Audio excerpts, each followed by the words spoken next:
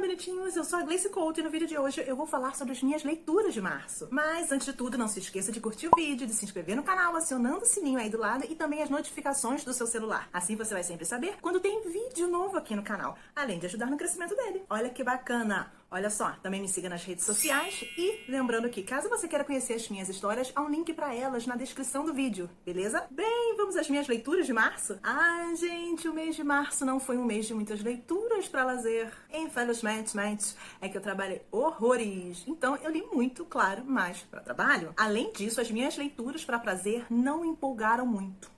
Uma pena, mas tudo bem, gente, acontece, é a vida. Em março eu li 2 livros, 3 graphic novels infantis e eu abandonei um livro. Vamos começar logo pelo livro que eu abandonei, né? Meu povo, olha só. As coisas ruins da vida, a gente se livra logo delas. Então, gente, eu finalmente decidi abandonar As Suas Lembranças São Minhas, da Cecília Ahern. Essa minha edição, ela é publicada pela editora Rocco. Eu tô tentando ler esse livro há eras.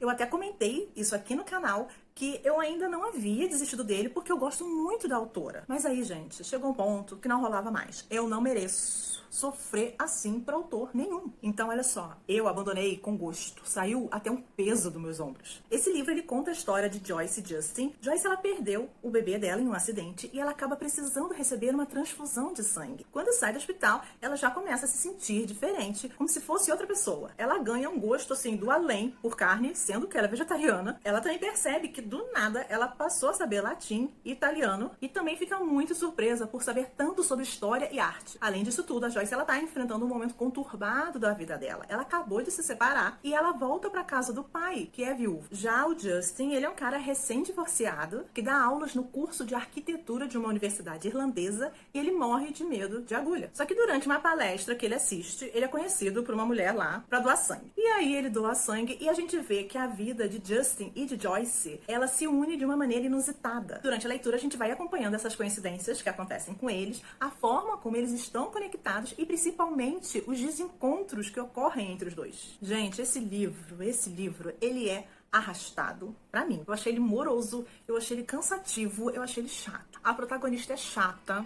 O pai dela é chato, é um excêntrico chato. O Justin lá também é chato. Todo mundo é chato. A impressão que eu tive é que só tem gente chata nesse livro. É uma grande comunidade de chatos. Então, assim, eu não me interessava pela vida deles, sabe? Eles podiam estar vivos, podiam estar mortos, porque pra mim, gente, tanto fazia. E eu achei também que a autora, ela forçou algumas situações engraçadas que, não sei, que não funcionaram, sabe? Sei lá, eu acho que é uma comédia romântica demais. Eu acho que é muito comédia romântica pra mim. E, definitivamente, essa não é a minha praia, não é o gênero que eu mais curto. Eu também achei a escrita bem crua. Eu acho que claramente dá pra ver que é um dos primeiros trabalhos da Cecília. No geral, gente, não adianta, não sei nem mais o que falar, só sei dizer que o livro não funcionou. Eu li mais ou menos até a página 250, faltam mais ou menos 100 páginas para eu terminar o livro, mas eu realmente não consegui continuar com a leitura e aí eu abandonei. Outro livro que eu li foi o clássico Orgulho e Preconceito, da Jane Austen, publicado em 1813. A maioria de vocês deve saber que o romance retrata a relação entre Elizabeth Bennet, Lizzie, e Fitzwilliam Darcy, o famoso Darcy, em uma Inglaterra rural do século XVIII. A Lizzie, ela possui outras 4 irmãs, nenhuma delas são casadas, algo que a mãe de Lizzie, a senhora Bennet, ela considera um absurdo. Ela quer o quê? Casar as filhas. Então, quando Bingley, um jovem bem-sucedido, ele aluga uma mansão próxima à casa dos Bennet, a mãe delas vê nele um possível marido para uma das suas filhas. E ele até parece mesmo se interessar por Jane, que é a filha mais velha, logo no primeiro baile em que ele, as irmãs e o tal do Sr. Darcy, seu melhor amigo, comparecem. Enquanto Bingley, ele é bem visto com bons olhos por todos, ele é uma pessoa muito agradável de se lidar, Darcy, o amigo dele, tem um jeito frio e ele começa a ser mal falado, as pessoas não gostam dele. E Lizzie, em particular, desgosta de Darcy, porque ele feriu o orgulho dela na primeira vez em que se encontraram. Só que a recíproca não é verdadeira. Mesmo com uma má primeira impressão, Darcy realmente se encanta por Lizzie sem que ela saiba do fato. A partir daí, o livro mostra a evolução do relacionamento entre eles e os que os rodeiam, mostrando também, desse modo, a sociedade do final do século XVIII na Inglaterra. Eu já tinha tentado ler esse livro umas 3 vezes, gente, sério, 3 vezes. Essa foi a minha 4ª tentativa e eu consegui terminar o livro. Mas claro, gente, se eu tentei ler 3 vezes e só na quarta a parada funfou, é porque definitivamente não é um livro pra mim. Eu achei a família Bennet chatíssima e o livro ele é focado nessa família. Eu acho que a maioria das pessoas pensam que o livro é só a Lizzie e Darcy, mas não, o livro fala sobre a família. Claro que tem os 2 protagonistas, mas a família tem muito peso ali. E o que acontece é que a mãe, o pai, as irmãs, até mesmo a Jane, todos eles são chatos. A menos chata é a Elizabeth, mas aí ela peca pelo excesso de preconceito e de orgulho dela. E também, óbvio, de Darcy, né? Ele também é orgulhoso e preconceituoso. Só que assim, gente, acontece uma confusão tremenda, porque a Liz, ela escuta a fofoca de um cara e julga o outro lá, julga o Darcy por isso. Gente, ela deu ouvidos à fofoca, a verdade é essa. E aí tem um monte de falta de comunicação. Gente, pra mim, não rola. Eu reconheço a importância da obra, algumas questões que ela levantou e criticou ainda mais na época em que foi escrita, são coisas muito importantes. A questão de ter uma protagonista que fala o que pensa, feminista em uma época completamente machista, em uma sociedade completamente patriarcal, e também as questões das diferenças de classes, tudo isso é muito importante. Mas fora essas questões, a história em si, a narrativa, ela pra mim não funcionou. E eu acabei dando 3 estrelas pro livro. Mas é uma boa história, gente. É uma boa história, é um bom livro. Não é clássico à toa, é óbvio que não. Só que realmente não funcionou pra mim. Eu também li Praia de Manhattan, da Jennifer Egan, publicado pela editora Intrínseca. Esse livro, ele estava na minha TBR de fevereiro, mas eu só consegui terminar de ler o livro em março. Ele é grandinho também, né, gente? São 450 páginas, mais ou menos. Não é um livro pequeno. E a fonte dele, ó, são blocos chapadões de texto e a fonte é pequena. Em Praia de Manhattan, a gente acompanha a história de Anna Kerrigan e Dexter Styles em um universo, assim, todo no ar, povoado por gangster, por mergulhadores, por banqueiros, durante aqueles tempestuosos anos de 1940. Com quase 12 anos, a Anna ela acompanha o pai à casa de Styles, uma figura, assim, super enigmática, que pode ser crucial para a sobrevivência da família deles. Durante a visita, Anna fica completamente hipnotizada pelo mar e também pelo mistério que ronda a relação entre aqueles 2 homens, entre Styles e o pai dela. Só que anos depois, o pai da Anna desaparece. E já adulta, ela se torna a primeira mulher mergulhadora e conserta os navios que vão ajudar o país durante a Segunda Guerra Mundial. É nesse cenário, no ar, de mergulhadores de Segunda Guerra, de gangsters, papapá, que Anna, em uma noite de folga, ela reencontra Styles em uma boate. Ela tá certa de que ele pode ajudar a desvendar os segredos que envolvem a história do pai. Então, assim, Anna inicia uma relação entre ela e Styles. Ai, gente, esse livro, eu fiquei muito dividida com ele. Porque a narrativa da Egan é boa, ela escreve bem e é notório o quanto de pesquisa que ela fez para esse livro. Afinal, foram 10 anos, né, meu povo? 10 anos não são 10 meses, né? 10 anos, meu Deus, uma década. Mas a questão é que o plot, a história em si, me pareceu sem rumo. A impressão que eu fiquei é que faltou a mão firme de um editor no livro. Para dar um norte, sabe? Fazer uns cortes aqui, outros cortes ali. E principalmente ver a questão do ritmo da narrativa. Porque o final, ele é aceleradíssimo se comparado ao meio e ao início do livro, gente. E o ideal é isso ser balanceado, né? Você não tem que ter um livro corrido no final e um livro mega lento no início. Eu acho que ela passou muito tempo ambientando a história. E assim, eu até entendo. Ela pesquisou 10 anos. Ela não vai jogar 10 anos de pesquisa fora. Só que aí faltou um editor. Faltou alguém distante da história, alguém realmente de fora, ter esse olhar e falar com ela, olha só, eu entendo que a sua pesquisa foi muito importante, é uma pesquisa muito boa, muito minuciosa, mas o seu livro, ele vai funcionar melhor se você dosar essas informações. As pessoas estão aqui, beleza, elas querem ler um romance histórico, mas elas não querem ler praticamente um livro de história sobre a zona portuária de Nova York na década de 1940. Eu acho que é o tipo de assunto, de coisa que de repente vai interessar mais pra uma pessoa estadunidense. Assim,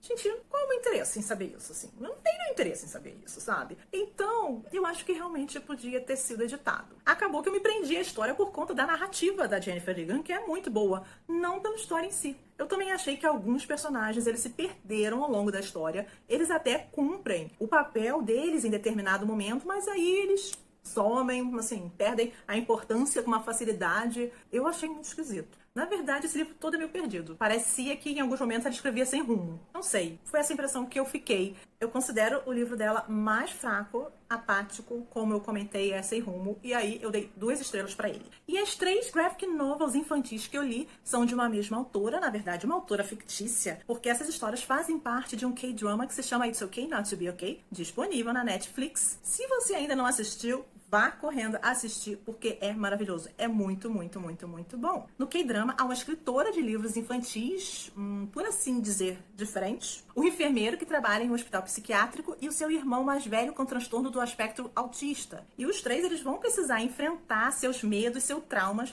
para conseguir vivenciar o amor e criar laços. Então, na verdade, esses livros seriam escritos por essa personagem que é escritora. Mas, na verdade, eles foram escritos pela Cho Yoon, que é uma roteirista do K-drama e de outros dramas também. Eu queria comprar os livros em coreano, né, meu povo? Mas dólar não me permitiu. Mas tudo bem, eu fiquei muito feliz por a Intrínseca ter lançado 3 dos 5 livros aqui. Eu acho que eles vão lançar os outros livros depois. Não estou certa disso, mas estou confiante. Estou o quê? Com fé. Confiante não, estou com fé. Os 3 livros são O Menino que se Alimentava de Pesadelos, esse aqui.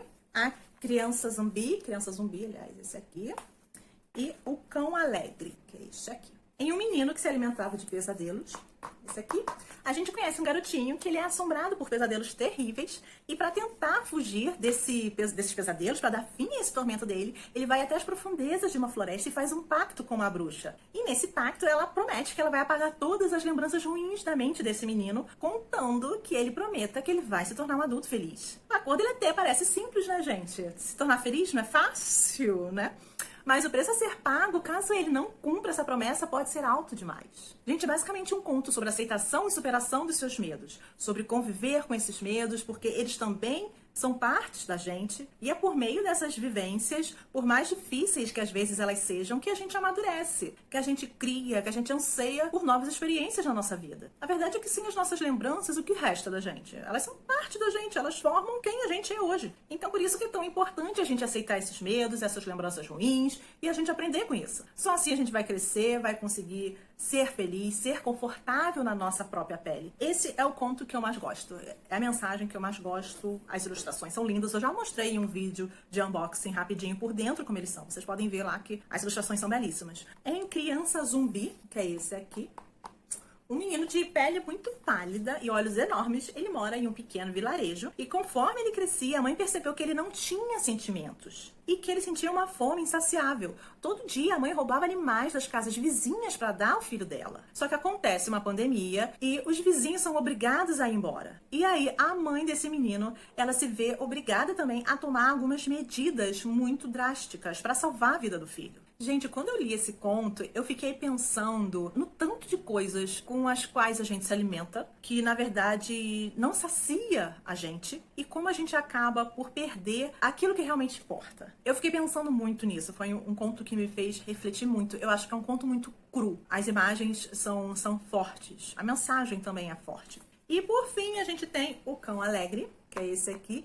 É mais coloridinho, os outros são sombrios, né? Esse aqui tem uma ilustração mais coloridinha, mas ele é tão denso quanto os outros, tá? Em Cão Alegre a gente conhece esse cãozinho e ele vivia amarrado em uma árvore na entrada de um vilarejo e ele sempre abanava o rabinho, sempre era muito brincalhão. Só que quando a noite chegava, ele só chorava. Porque, na verdade, ele queria se livrar daquela coleira e correr pelo campo florido sem amarras. Então, num dia ensolarado, numa conversa com o próprio coração, o cão, ele se dá conta de que a chave para sua liberdade pode estar mais perto do que ele imagina. E aí eu fiquei pensando, gente, quantas coisas a gente esconde atrás de um sorriso, sabe? E quantas atitudes que não nos satisfazem e que a gente mantém só por estar acostumado a fazer aquilo. Assim, tirar as amarras e viver a vida que você quer viver não é tão simples assim. Mas também não é impossível. Você tem que tomar uma atitude para isso acontecer. Ai, gente, o fato é que eu me emocionei muito com essas 3 histórias, mesmo eu já tendo conhecido, eu já sabia a história delas por conta do K-drama, mas foi muito bom relê-las e é muito bom tê-las comigo na minha estante para sempre me trazerem à memória essas questões que eu considero muito importantes. Eu consegui trazer claramente essas histórias para minha vida, elas conversaram muito comigo, eu acho elas muito tocantes. Fora as ilustrações são maravilhosas, principalmente